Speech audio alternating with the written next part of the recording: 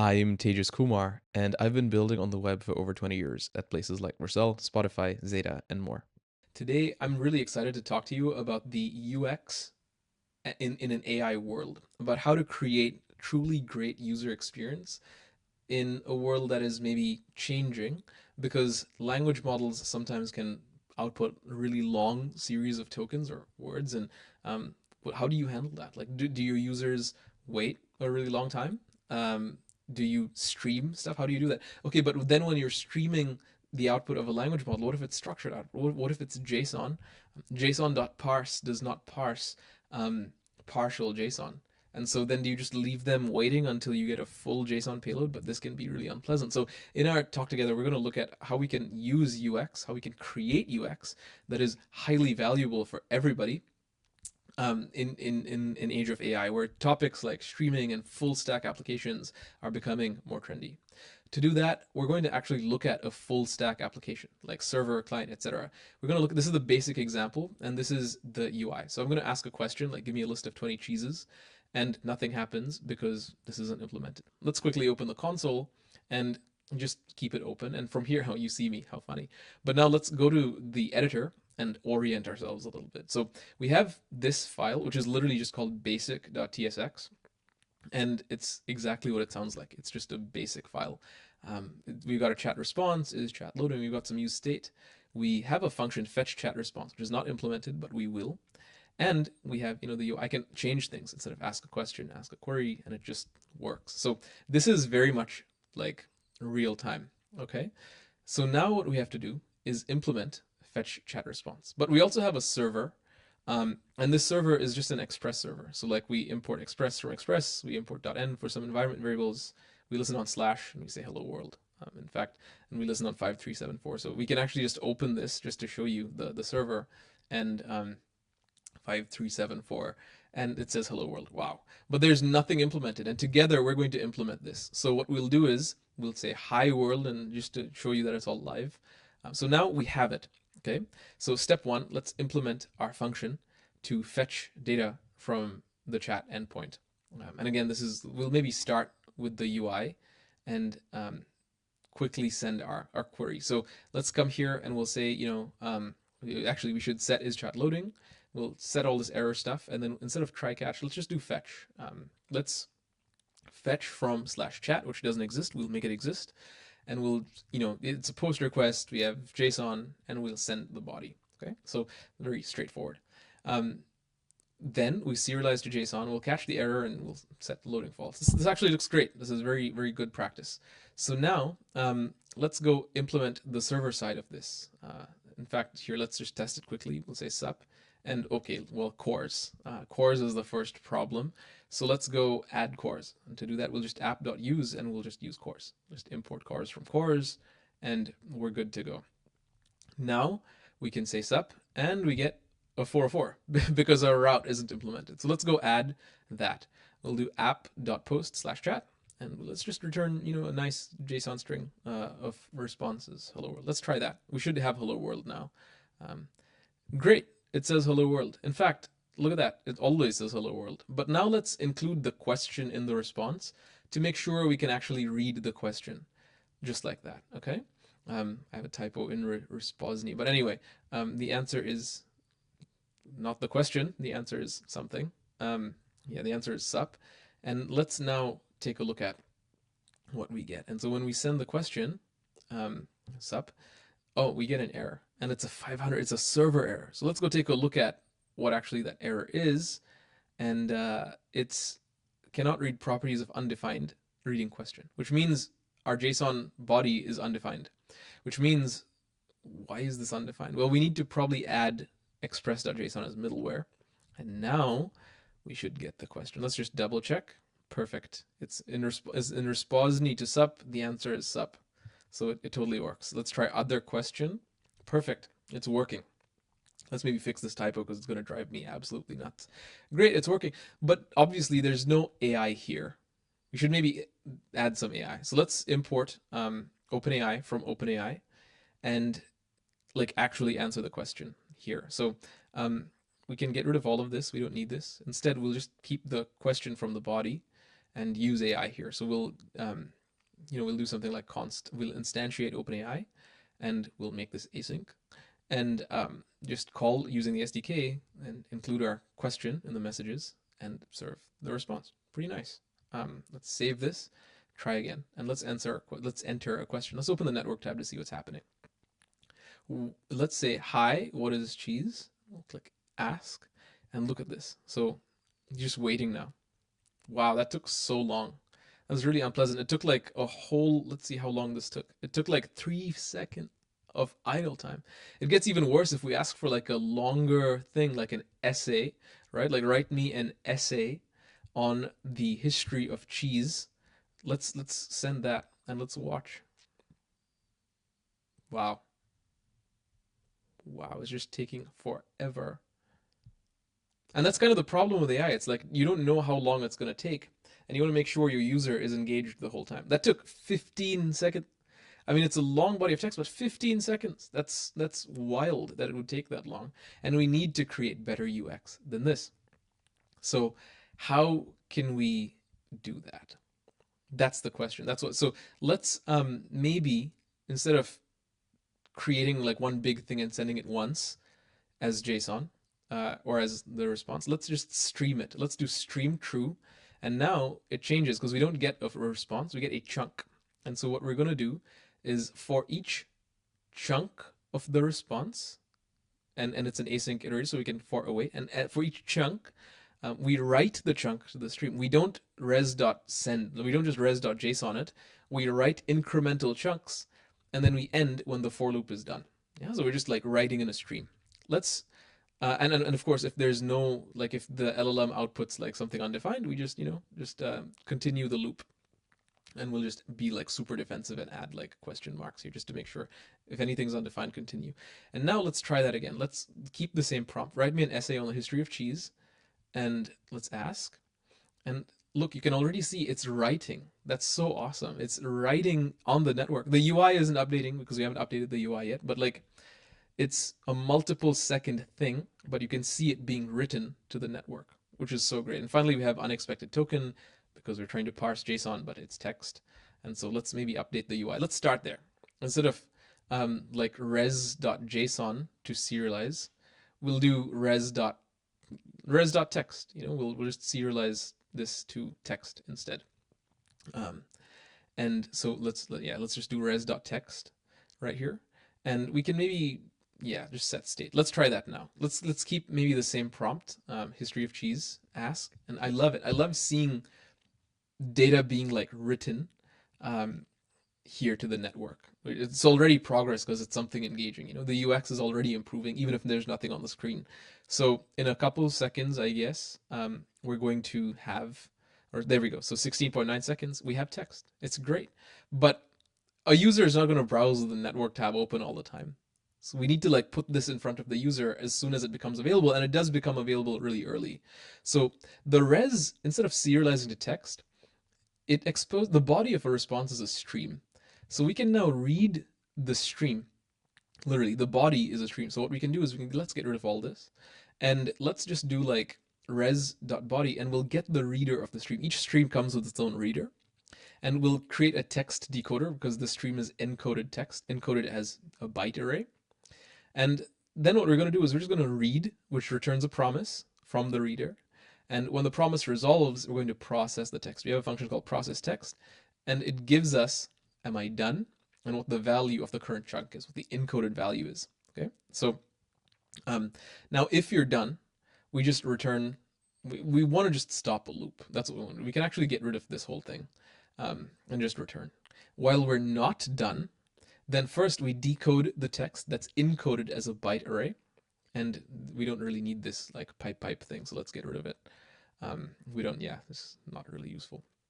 And so we decode the bytes in stream mode, and then as chunks become available, we append them to the state, to the chat response.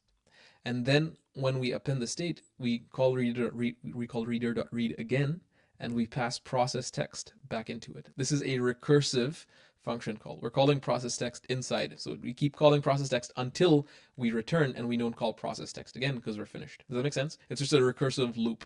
And so now that we're appending to the state recursively, we should have some great streamed chunks in the UI as well that are recursively written. And look at that, beautiful. The user's immediately engaged. This is so much better user experience, isn't it? So much better. Wow. It's not even finished, but I don't even care. It feels finished, right? It's perceived performance. Um, and it's now been, 17.72 seconds. Incredible. So cool. The experience is better. But now what happens if you want a list, you know?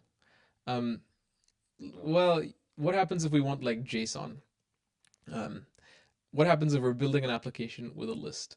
That's really the question here. And so we can still keep the pieces, of reader.read and process text and so on, but you can't parse partial JSON. So what might we do? The answer is like pretty fun, but I just want to make sure what we've done. So we've created this recursive reader that reads a stream and then updates the UI so far, okay? But now let's try for a list. Give me a list of 20 cheeses. And sure, we're gonna get like text, but I don't want text, I want JSON. How can we do that? Well, let's maybe address the prompt. This is where you could literally say this is where prompt engineering becomes a thing. So let's go here and let's add like a message. Instead of the user, let's add a system prompt, which gives identity to a language model. And instead of you are a helpful assistant, let's say, you always only respond with perfectly valid JSON, right? And let's just see what happens there. So let's save and enter this and let's ask. Okay, cool. It's kind of nice. You get an array of cheeses, and that kind of works. It's pretty decent. The problem is cheeses is an array, and so what can we do about this? Well, let's just try and parse it. In fact, let's add some state, cheeses and set cheeses. It's an empty array of strings because cheeses is strings, as we can see here. So now where we set the state incrementally, we can also just console log. Let's say we got this chunk, and we can then maybe even JSON parse the chunk. Let's do it in a try catch so it doesn't like blow up the whole thing. And if it's valid JSON, then set cheeses, and then let's go render cheeses in the UI as well. We're making a cheese app apparently. So now we have response and cheeses. Ask for a list of 20 cheeses, and okay, so that's incrementally coming, the text. Sometimes language models can just pause, but okay. But we don't have cheeses. And even worse, it's like let's do a UL. Let's do a nice list. We all like lists here. Cool. But where is it? Well, in the console we see unexpected token E in ectare, and we're trying to parse partial JSON. It doesn't work, and that's because cheeses is an array, so it's never going to be valid JSON until that final curly bracket arrives, which means we still have to wait until the end before we can show a nice list to the user, and this is not ideal. Well, how can we fix this? There's multiple ways to fix this.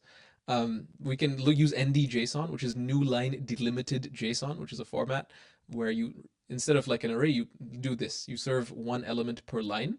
We could do that. We could do that even just with like prompt engineering. So let's change our system prompt a little bit and say something like, we can just format this and say like, but always respond, or always one list item per line, because this is new line delimited JSON. And let's see what happens now. So let's ask for the same thing, and we still get an array. So this didn't work. We don't get one per line. We get an array of cheeses. This is not the schema we want. And now we're even getting a code snippet. So let's update this a little bit and say no code snippets. Don't do backticks. And we'll also enforce that schema. We'll say one object per line, and we'll enforce with this, yeah, exactly. We'll enforce the schema a little bit. We just want a name. We want one object per line with a name. Let's try this now. And okay, wow, everything blew up, and we don't really know what's happening. But look at the console logs. We got chunk. We got all kinds of weird chunks, and it blew up. And the reason for that is we're not really writing one per line to the stream. We're writing still these chunks, right? And so what we need to do is break on a new line when we have a JSON object, and only write that in the stream. So let's make a text buffer. It's empty.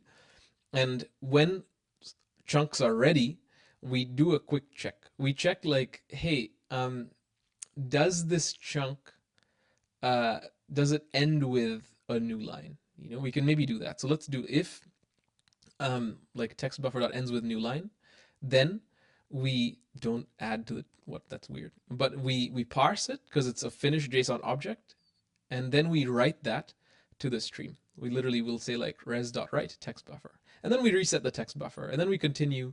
And so this way we're always serving one object. Since it's one object per line, that's what we're sending over the network. Let's try this now. Give me a list of 20 cheeses, and look at that. We're still getting an array. This really sucks. Like I don't want a cheeses array. I want one object per line. But let's try again. That's so annoying. Well, we need to do a little bit more prompt engineering. So let's update this a little bit. Instead of one list item per line, one valid JSON object. Believe me, this works, okay? It's a bit silly, but we're incrementally cooking. So no arrays, just one object per line. And now let's ask list of 20 cheeses. And okay, it blew up, but look, we're getting one object. That's awesome in our stream. Now we just need to parse these objects and set them into state. Even our error cannot read properties of undefined reading map is a different error. It's not a JSON parse error. So the problem now is in the UI, not the server. So what do? Well, we got chunk text. We can now JSON parse text confidently because as we see in the console, it's actually valid JSON. So let's do that. Let's say cheese is JSON parse, and then we incrementally set cheeses exactly like that. This error means that what we're calling .map on is undefined, so cheeses is undefined, and that's because we're doing some like weird stuff. So let's just watch this fail one more time just to make sure. Okay, it still didn't work. But if we go investigate, it's because indeed cheeses is undefined, and it's because we're doing this weird set cheeses and all this stuff. Let's get rid of all of that and save. And now we should have our, give me a list of 20 cheeses. We should have, look at that. Look at that. Let's get some reactions in the chat. That's incremental partial JSON rendering with ND-JSON. Let's start 200 cheeses and look, it just works. That's so incredible. We're serving the user instantly as data becomes available, creating better user experience. It is so much better. So cool. And it's just going to keep going. So that's how you do it. Some prompt engineering. You get the right JSON, and you go. Now, of course, there's many different things we need to do, right? Because we don't know if we're going to get this back every single time. So our schema, we need to validate that. We can actually maybe do better with Zod. So Zod is a great schema validation library. And so we could say, hey, I want an object with a key name. Let's just import Zod. And we can just put it here. We can serialize the schema in our system prompt, and it will always know. That's some weird autocomplete. Let's maybe use toString, I guess. And so there. That's already better. And even, like down here, we can make sure that the JSON is valid before sending it even from the server, and we can have multiple layers of validation here. And finally, it just works. In fact, like all of this happens under the hood of powerful libraries like the Vercel AI SDK. Okay, in fact, you should probably just use that. In fact, let's look at that in just a minute. And let's do it right now. So if we let's get rid of all of this. Let's delete everything. Let's keep maybe the question or the query, but let's delete all this stuff and rewrite this with a library, which is the Vercel AI SDK, which you should be using because you're not the first one with this problem, right? There's an open source library. So let's do stream object, which we just implemented that from scratch, but now let's use the abstraction. Stream object from AI, which is the AI SDK, and we'll import OpenAI as OAI from AI SDK / OpenAI.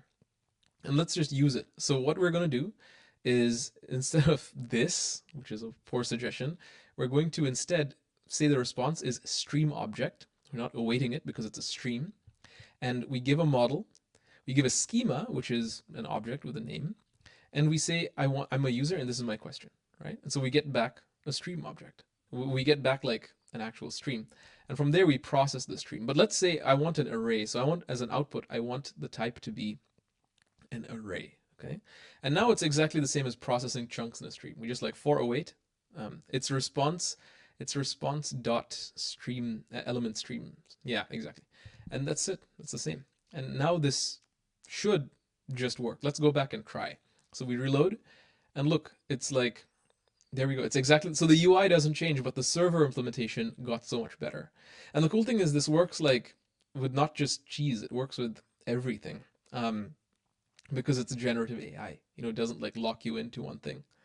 So for example, we could do like, hey, give me a list of 20, oh, I don't know, or 18, like types of cameras, and look at that. It just works. Incredible.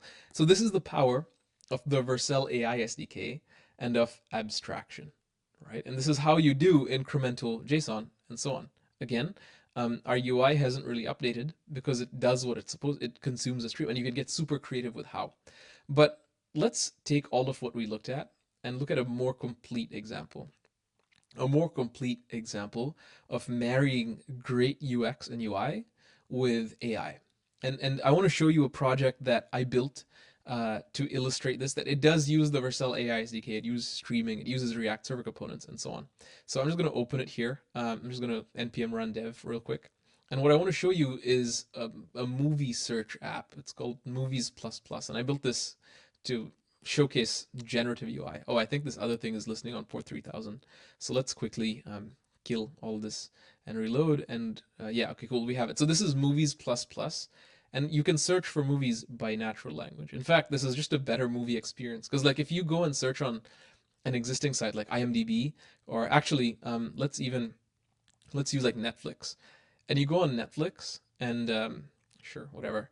And you type in some natural language way to search for something like movies about superheroes, like you get nothing. You get like try different keywords. But I don't think in keywords. I think in like feelings and vibes.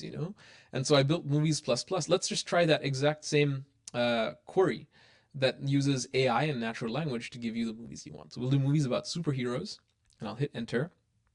And what's going to happen is it's going to search for movies. It gives me a list. Cool.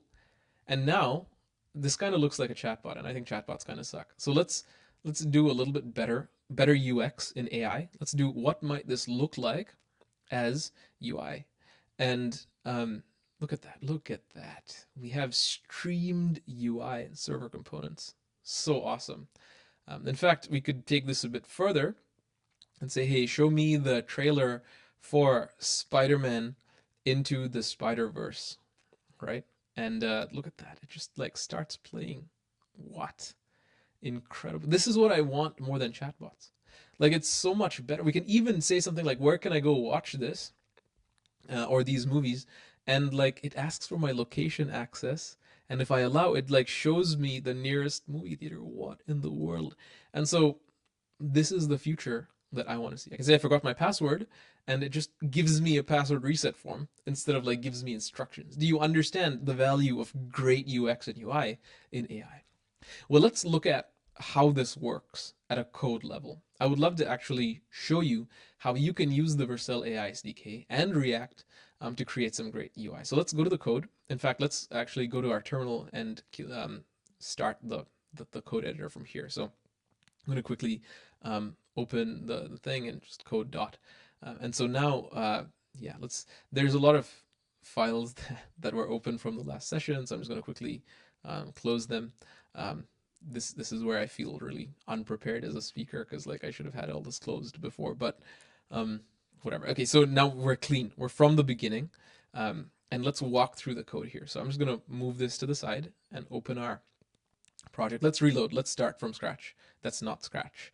Let's start from scratch and go to the root. So let's go to like page.tsx. And what you see is very basic: main, header, logo, search form. Let's delete search form, and search form goes away.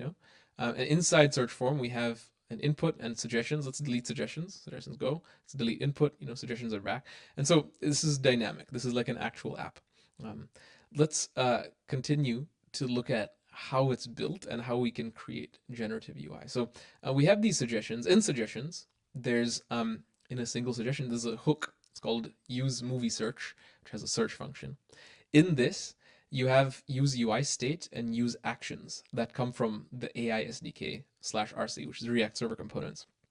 You also have um, this like continue conversation or set conversation. Continue conversation comes from use actions, and use actions comes from AI. So our entire app, let's go to like the layout. Our entire app is wrapped in AI, which is a context provider. Let's go look at AI. So in AI, it's a server component, literally. So it has like use server up here at the top, and we import a bunch of stuff. But I want to show you create AI, because that's what AI is. AI, the context provider, comes from create. So this context provider comes from create AI, which takes actions, initial AI state, and initial UI state. And both of these are empty arrays, but they're arrays of messages, like objects that have like role, user, and content. You get the idea. So actions is where it's really at. And we have this action continue conversation, which we call here, here. And what it does is it takes as an argument like a message, and it returns a response, and then we take that response and put it in conversation state, which is just an array of messages. Okay, so let's try hi.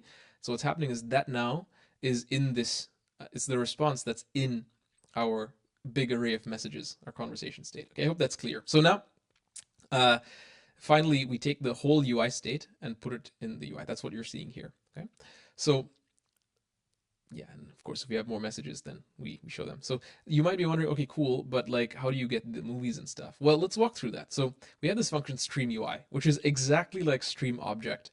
In fact, let's go look at stream object from our previous streaming JSON thing. And the signature is very similar, right? There's the model, the schema, the messages, and your output type, right? And so look, it's all very similar. There's a model, messages, and here, if I get back text, I want you to do this. If I get back text, then if you're done, mark history and then return markdown. In fact, here I can change this. I can say, let's return sup bro and the content. The markdown component doesn't like it because it expects a string. But let's do it like this: sup bro and content. And now, anytime text is generated, well, that gets movies. Let's just say like hi. Look, we have sup bro. So we're like rendering the text because it's text. Does that make sense? And so you might be thinking, okay, but like, how about visual stuff? Well, that's tools. Tools are functions, and these functions have parameters and things like that. Let's look at actually some tools. Let's look at the tool that that gets generative UI. But that's the one that gets posters and stuff. But each tool, let's look at it. So create generative UI has parameters. It's just input schema. So this one, it gets a string, which is, let's look. So if we choose movies with a strong female lead or something like this, did we break it? What's happening? Let's click on this, and weird. Let's just type movies about superheroes and hit enter. Yeah, okay. I think we may have broke that. So we get back this list. That's the input parameters. So get movies is the tool that gives us this list, and it gets a query. That's what we just wrote, movies about superheroes, and it gives us a comma separated list that we then render as like a list, a line separated list. And so then for create generative UI, let's look at the description. A tool used to generate UI in response to a user explicitly asking for UI. That's what it's called. So let's explicitly ask for UI. Let's say I want explicitly UI. And so it's going to call the create generative UI tool like that. And it's because of the description. That's how it knows to call the tool. The parameters are the input arguments. So movies from context is just a string, which is a comma separated list of movies, which are those movies. So that's how it gets it. So that's the input props, you can say. And then finally, generate is an async function, which is a generator function. You can tell by the star, which means you can like yield many times. You can yield as in like return, but keep processing. So we'll return a spinner, and all of this is just network stuff to get the movie posters. We just fetch the posters here, promise.all, and then we return the movies component. And this is very important to show you. The movies component is a component that I wrote.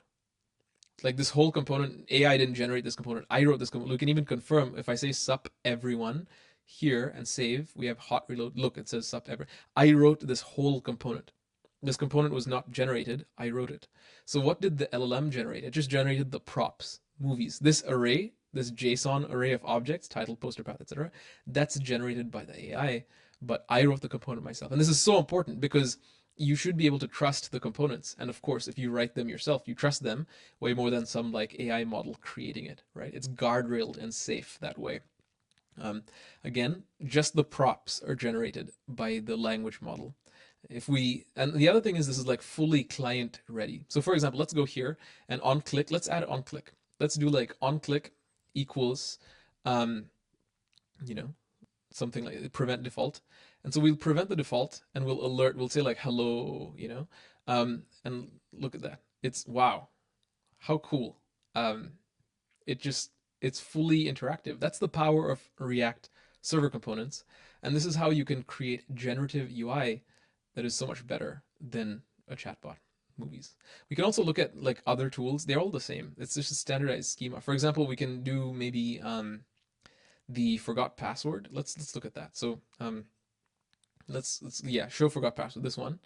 And what we can see is it's the same description. When the user says they forgot their password, use this tool. So we'll just say I forgot my password, right? And the language model just maps tools to components like that. And what is the tool? Well, there's no input parameters, but I just generate a component, or I use a generator function to return this component that I wrote. Does that make sense? I can say, please do stuff, and look, we have hot reload. So this is how like React server components can be married to great UI in the AI world, where you stream, because React is a full stack, or Next.js is a full stack framework, you can stream from the server to the client and create much better UX. And I hope this is helpful for you in the age of AI to create truly better UX than chatbots. Let's wrap up. You can come follow me on X. That's Tejas Kumar _. If you have questions, I'll obviously take some questions now as well. But if you have more questions, then I'd love to answer them. And also, I have I do host a long form podcast with a lot of deep dives on AI. I highly recommend, if you want to learn more, go to tej.as/podcast. And this episode, particular catch up AI in 2025, is just, it's like an hour and a half long lecture on everything you need to know to get up to speed with AI. It's super helpful and quite valuable. And if you're feeling some type of imposter syndrome, or if you want to know more in AI, I cannot recommend it enough. With that, I want to thank you so much for your time, and I look forward to answering your questions. Thank you. Your talk was really amazing, and I will start from the last thing that you said. I know that you have this amazing podcast. So, yes, people that want to know more about AI, go and check out that podcast. So we have some questions for you. Actually, we have quite a lot of questions. So let's get started with the first one. Hey Tejas, what's the current state of building and using AI browser agents? How are you using them to interact with websites? Yeah, that's a good question. There's actually a podcast episode with the founder of a company called Browserbase, where we talk Wow. exclusively about that for almost 2 hours. The current state of building and using browser AI agents is good. It's a good state. There's tools like I mentioned, Browserbase. Also, there's a tool called AgentQL. They do exactly what you think. They give tools to AI assistant to browse the web, and extract data, or even take actions, click on buttons, and so on. How am I using them to interact with websites? Um, I built a tool that helps companies with marketing. It's soft launched or unlaunched, and I use it. I, I use browser agents to discover like mentions. Like if you want to know, like, hey, what did people say about my company? You formerly you would write a big algorithm to do this. Now you can just tell AI agents to use a browser, go search, find what people are saying, and give me a report. And they do that quite reliably. So Perfect. The next question is generative UI. Love it. Do you know production sites using it? yeah, my movie search, my movie search site is in production. If you're talking about like big companies using it, no. It's also not the most stable. I will say that you have to be Mhm. kind of brave to use it.